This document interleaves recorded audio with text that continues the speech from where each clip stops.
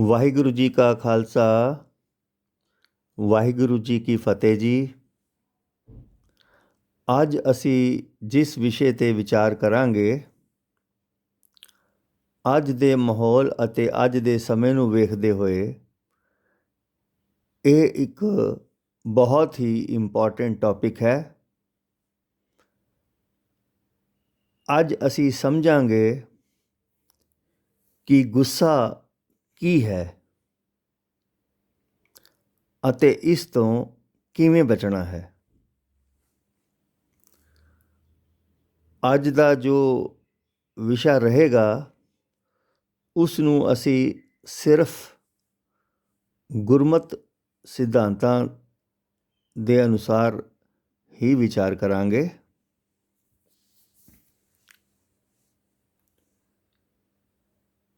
ਸੰਗਤ ਜੀ, ਬਦਕਿਸਮਤੀ ਹੈ ਕਿ ਗੁੱਸਾ ਯਾਨੀ ਕ੍ਰੋਧ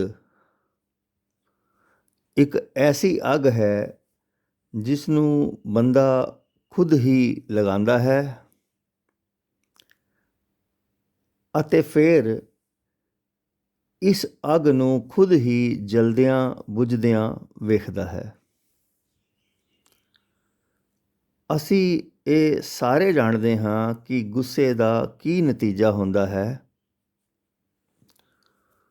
ਕ੍ਰੋਧ ਦੇ ਨਾਲ ਸਭ ਤੋਂ ਪਹਿਲਾਂ ਸਾਡੇ ਆਪਣੇ ਹੀ ਸਰੀਰ ਦਾ ਨੁਕਸਾਨ ਹੁੰਦਾ ਹੈ, ਮਾਨਸਿਕ ਤੌਰ 'ਤੇ ਨੁਕਸਾਨ ਹੁੰਦਾ ਹੈ, ਆਰਥਿਕ ਤੌਰ 'ਤੇ ਨੁਕਸਾਨ ਹੁੰਦਾ ਹੈ ਅਤੇ ਸਮਾਜਿਕ ਤੌਰ 'ਤੇ ਵੀ ਸਿਰਫ ਨੁਕਸਾਨ ਹੀ ਹੁੰਦਾ ਹੈ।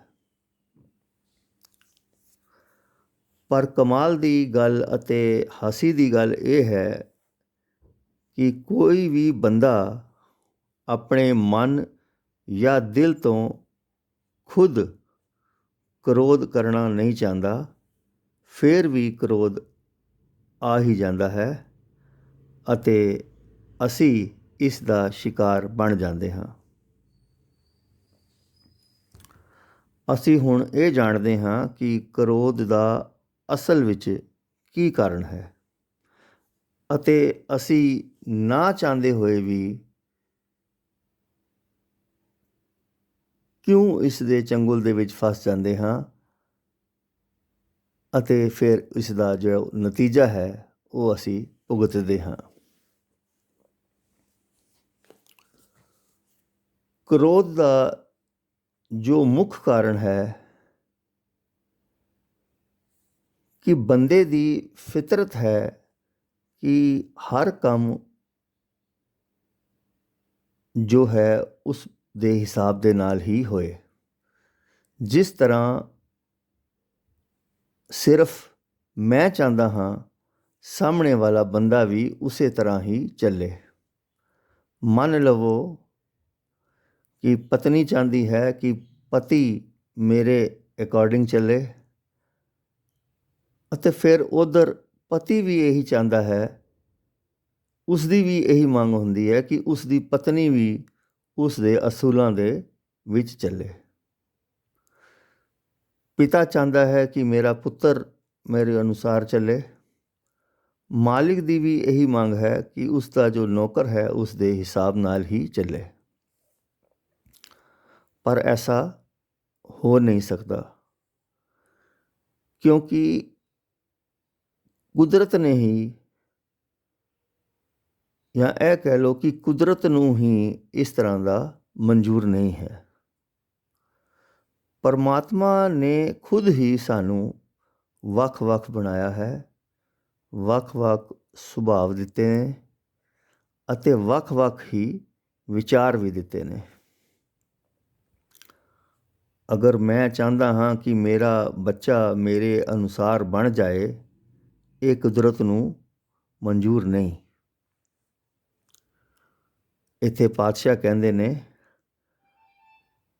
ਮੇਰੇ ਪ੍ਰਭ ਸਾਚੇ ਇੱਕ ਖੇਲ ਰਚਾਇਆ, ਕੋਈ ਨਾ ਕਿਸੇ ਜਿਹਾ ਉਪਾਇਆ। ਯਾਨੀ ਪਰਮਾਤਮਾ ਨੇ ਕਿਸੇ ਨੂੰ ਕਿਸੇ ਜਿਹਾ ਨਹੀਂ ਬਣਾਇਆ। ਸੋ ਇਹ ਹੀ ਪਹਿਲਾ ਕਾਰਨ ਹੈ ਜਿਸ ਨਾਲ ਸਾਨੂੰ ਕ੍ਰੋਧ ਆਉਂਦਾ ਹੈ। ਅਤੇ ਹੁਣ ਦੂਸਰਾ ਜੋ ਕਾਰਨ ਹੈ ਜਿਸ ਕਰਕੇ ਸਾਨੂੰ ਕ੍ਰੋਧ ਆਉਂਦਾ ਹੈ ਉਹ ਹੈ ਸਾਡੀਆਂ ਉਮੀਦਾਂ। ਸਾਨੂੰ ਆਪਣੇ ਮਿੱਤਰਾਂ ਤੋਂ, ਆਪਣੇ ਪਰਿਵਾਰ ਤੋਂ, ਆਪਣੇ ਸੰਬੰਧੀਆਂ ਤੋਂ ਬਹੁਤ ਸਾਰੀਆਂ ਉਮੀਦਾਂ ਹੁੰਦੀਆਂ ਨੇ ਕਿ ਸਾਡੇ ਮਿੱਤਰ ਸਾਡੇ ਨਾਲ ਇਹ ਕਰਨਗੇ, ਇਸ ਤਰ੍ਹਾਂ ਚੱਲਣਗੇ, ਅਸੀਂ ਆਪਣੇ ਮਿੱਤਰਾਂ ਨੂੰ ਇਹ ਦਿਆਂਗੇ, ਸਾਡੇ ਮਿੱਤਰ ਸਾਨੂੰ ਉਹ ਦੇਣਗੇ, ਆਦਿ ਆਦਿ। ਪਰ ਧਿਆਨ ਦੇਣ ਵਾਲੀ ਗੱਲ ਇਹ ਹੈ ਕਿ ਕੋਈ ਵੀ ਮਿੱਤਰ ਜਾਂ ਸੱਜਣ ਕਿਸੇ ਦੀਆਂ ਉਮੀਦਾਂ ਪੂਰੀਆਂ ਨਹੀਂ ਕਰ ਸਕਦਾ। ਕੋਈ ਵੀ ਕਿਸੇ ਦੀਆਂ ਉਮੀਦਾਂ 'ਤੇ ਖਰਾ ਨਹੀਂ ਉਤਰ ਸਕਦਾ ਅਤੇ ਨਾ ਹੀ ਅਸੀਂ ਵੀ ਕਿਸੇ ਦੀਆਂ ਉਮੀਦਾਂ 'ਤੇ ਖਰੇ ਉਤਰ ਸਕਦੇ ਹਾਂ। ਅਤੇ ਬੰਦਾ ਜਦੋਂ ਕਿਸੇ ਦੀਆਂ ਉਮੀਦਾਂ ਦੇ ਨਾਲ ਖਰਾ ਨਹੀਂ ਉਤਰਦਾ ਤੇ ਫਿਰ ਜਾਂ ਤਾਂ ਅਸੀਂ ਉਸ ਤੋਂ ਉਦਾਸ ਹੋ ਜਾਂਦੇ ਹਾਂ ਜਾਂ ਫਿਰ ਸਿੱਧਾ ਹੀ ਉਸ ਬੰਦੇ ਉੱਪਰ ਕ੍ਰੋਧ ਕਰ ਦਿੰਦੇ ਹਾਂ। ਯਾਨੀ ਇਹ ਜੋ ਉਮੀਦਾਂ ਨੇ ਜਾਂ ਜਿਸ ਨੂੰ ਐਕਸਪੈਕਟੇਸ਼ਨਸ ਵੀ ਕਹਿ ਸਕਦੇ ਹਾਂ, ਇਹ ਹੀ ਕ੍ਰੋਧ ਦਾ ਕਾਰਨ ਬਣ ਜਾਂਦਾ ਹੈ। ਜਦੋਂ ਕ੍ਰੋਧ ਸਿਰ 'ਤੇ ਹੁੰਦਾ ਹੈ ਉਸ ਵਕਤ ਕ੍ਰੋਧ ਦੇ ਵਿੱਚ ਬੰਦਾ ਸਭ ਭੁੱਲ ਜਾਂਦਾ ਹੈ। ਅਗਰ ਉਹ ਖੁਦ ਚਾਹੇ ਵੀ ਕਿ ਮੈਂ ਆਪਣੇ ਕ੍ਰੋਧ ਨੂੰ ਉਸ ਵਕਤ ਘਟਾ ਦਿਆਂ, ਪਰ ਐਸਾ ਨਹੀਂ ਹੁੰਦਾ, ਕਿਉਂਕਿ ਇਹ ਸੱਚਾਈ ਹੈ ਕਿ ਜਿਸ ਵਕਤ ਸਿਰ 'ਤੇ ਕ੍ਰੋਧ ਸਵਾਰ ਹੁੰਦਾ ਹੈ ਉਸ ਵਕਤ ਕ੍ਰੋਧ ਨੂੰ ਰੋਕਿਆ ਨਹੀਂ ਜਾ ਸਕਦਾ। ਫਿਰ ਉਸ ਵਕਤ ਸਾਡੇ ਕੋਲ ਸਿਰਫ ਦੋ ਹੀ ਰਸਤੇ ਹੁੰਦੇ ਨੇ। ਪਹਿਲਾ ਕਿ ਜਿਸ 'ਤੇ ਕ੍ਰੋਧ ਆ ਰਿਹਾ ਹੈ ਉਸ 'ਤੇ ਕ੍ਰੋਧ ਕਰ ਦਈਏ, ਔਰ ਦੂਸਰਾ ਰਸਤਾ ਜੋ ਹੁੰਦਾ ਹੈ ਉਸ ਕ੍ਰੋਧ ਨੂੰ ਅਸੀਂ ਅੰਦਰ ਹੀ ਅੰਦਰ ਪੀ ਜਾਈਏ।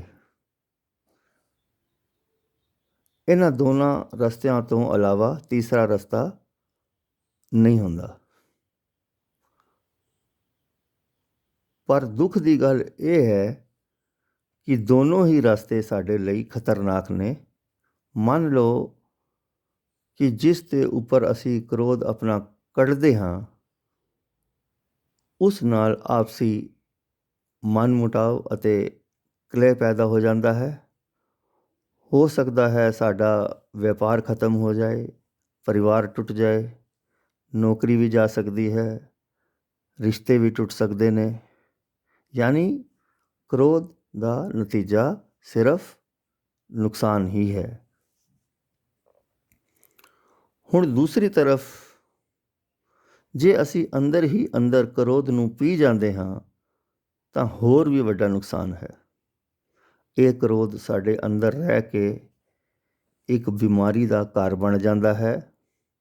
ਜੇ ਮੰਨ ਲਓ ਕਿ ਅਸੀਂ ਆਪਣਾ ਕ੍ਰੋਧ ਅਸੀਂ ਅੱਜ ਦਬਾਉਂਦੇ ਹਾਂ, ਕੱਲ੍ਹ ਦਬਾਉਂਦੇ ਹਾਂ, ਪਰਸੋਂ ਦਬਾਉਂਦੇ ਹਾਂ ਜਾਂ ਹਰ ਵਕਤ ਹੀ ਦਬਾਉਂਦੇ ਹਾਂ, ਤਾਂ ਇੱਕ ਦਿਨ ਇਹ ਕ੍ਰੋਧ ਜਿਹੜਾ ਹੈ ਜਵਾਲਾਮੁਖੀ ਦੀ ਤਰ੍ਹਾਂ ਸਾਡੇ ਅੰਦਰੋਂ ਫਟਦਾ ਹੈ, ਔਰ ਜਿਸ ਦਿਨ ਇਹ ਵਿਸਫੋਟ ਹੁੰਦਾ ਹੈ ਉਸ ਦਿਨ ਬੰਦਾ ਕੁਝ ਐਸਾ ਕਰਦਾ ਹੈ ਜਿਸ ਨਾਲ ਇਹ ਕ੍ਰੋਧ ਸਾਨੂੰ ਇੱਕ ਪਸ਼ਚਾਤਾਪ ਦੀ ਗਹਿਰੀ ਖਾਈ ਦੇ ਵਿੱਚ ਸੁੱਟ ਦਿੰਦਾ ਹੈ।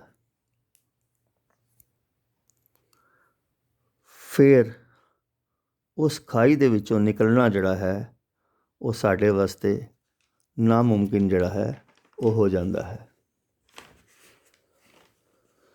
ਸੋ ਸੰਗਤ ਜੀ, ਹੁਣ ਸਵਾਲ ਇਹ ਪੈਦਾ ਹੁੰਦਾ ਹੈ ਕਿ ਇਸ ਤੋਂ ਬਚਣਾ ਕਿਵੇਂ ਹੈ। ਸੋ ਸਾਨੂੰ ਸਭ ਤੋਂ ਪਹਿਲਾਂ ਜੇ ਅਸੀਂ ਕ੍ਰੋਧ ਤੋਂ ਬਚਣਾ ਹੈ ਤਾਂ ਇਹ ਸਮਝਣਾ ਪਵੇਗਾ ਕਿ ਕੋਈ ਵੀ ਵਿਅਕਤੀ ਜਾਂ ਕੋਈ ਵੀ ਪਰਿਸਥਿਤੀ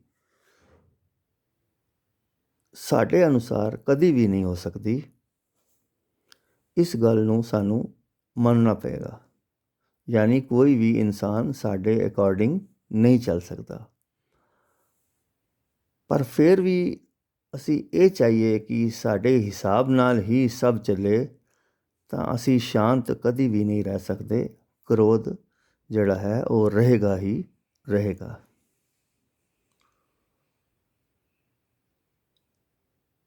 ਹੁਣ ਕ੍ਰੋਧ ਤੋਂ ਜੋ ਬਚਣ ਦੀ ਜੋ ਯੁਕਤੀ ਹੈ ਉਹ ਜਿਹੜੀ ਹੈ ਸਾਨੂੰ ਸਿਰਫ ਪਰਮਾਤਮਾ ਦੀ ਬਖਸ਼ਿਸ਼ ਅਤੇ ਪਰਮਾਤਮਾ ਦੀ ਰਹਿਮਤ ਦੇ ਨਾਲ ਹੀ ਮਿਲ ਸਕਦੀ ਹੈ। ਪਾਤਸ਼ਾਹ ਕਹਿੰਦੇ ਨੇ, ਕਾਮ ਕ੍ਰੋਧ ਲੋਭ ਮੋਹ ਝੂਠ ਨਿੰਦਾ ਇਨ ਤੇ ਆਪ ਛੁਡਾਵੋ, ਇਹ ਭੀਤਰ ਤੇ ਇਨ ਨਾ ਡਾਰੋ, ਆਪਣੇ ਨਿਕਟ ਬੁਲਾਵੋ। ਅਰਦਾਸ ਕਰੀਏ ਕਿ ਸੱਚੇ ਪਾਤਸ਼ਾਹ ਤੇਰਾ ਹੀ ਸਹਾਰਾ ਹੈ। ਅਸਲ ਮਾਇਨਿਆਂ ਦੇ ਵਿੱਚ ਤੂੰ ਹੀ ਸਾਨੂੰ ਕ੍ਰੋਧ ਤੋਂ ਨਿਜਾਤ ਦਿਵਾ ਸਕਦਾ ਹੈ। ਨੇਤੇ ਪੰਜ ਜਵਾਨ ਮੈਂ ਗੁਰ ਥਾਪੀ ਦਿੱਤੀ ਕੰਡ ਜੀਓ, ਕਿ ਜਿਹੜੇ ਪੰਜ ਸਾਡੇ ਅੰਦਰ ਵਿਕਾਰ ਨੇ, ਮੈਂ ਕਾਮ ਕ੍ਰੋਧ ਲੋਭ ਮੋਹ ਅਤੇ ਹੰਕਾਰ ਨੂੰ ਜਿੱਤ ਲਿਆ ਹੈ। ਔਰ ਜਦੋਂ ਗੁਰੂ ਨੇ ਮੇਰੇ ਸਿਰ 'ਤੇ ਹੱਥ ਰੱਖ ਦਿੱਤਾ, ਮੇਰੀ ਕੰਡ 'ਤੇ ਹੱਥ ਰੱਖ ਦਿੱਤਾ, ਤੇ ਸਭ ਠੀਕ ਹੋ ਜਾਂਦਾ ਹੈ। ਸੋ ਕੇਵਲ ਅਤੇ ਕੇਵਲ ਗੁਰੂ ਦੀ ਬਖਸ਼ਿਸ਼ ਅਤੇ ਰਹਿਮਤ ਹੀ ਸਾਨੂੰ ਇਸ ਤੋਂ ਛੁਟਕਾਰਾ ਦਿਵਾ ਸਕਦੀ ਹੈ। ਇਸ ਲਈ ਸਾਨੂੰ ਗੁਰੂ ਦੇ ਨਾਲ ਅਤੇ ਗੁਰੂ ਦੇ ਵਚਨਾਂ ਦੇ ਨਾਲ ਜੁੜਨਾ ਪਏਗਾ।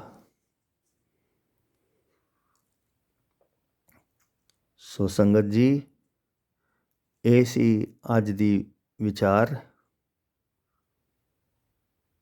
ਸਾਨੂੰ ਇਸ ਦੀ ਸਮਝ ਪੈ ਜਾਵੇ। ਹੋਈਆਂ ਭੁੱਲਾਂ ਨੂੰ ਬਖਸ਼ ਦੇਣਾ ਜੀ। ਵਾਹਿਗੁਰੂ ਜੀ ਕਾ ਖਾਲਸਾ, ਵਾਹਿਗੁਰੂ ਜੀ ਕੀ ਫਤਿਹ ਜੀ।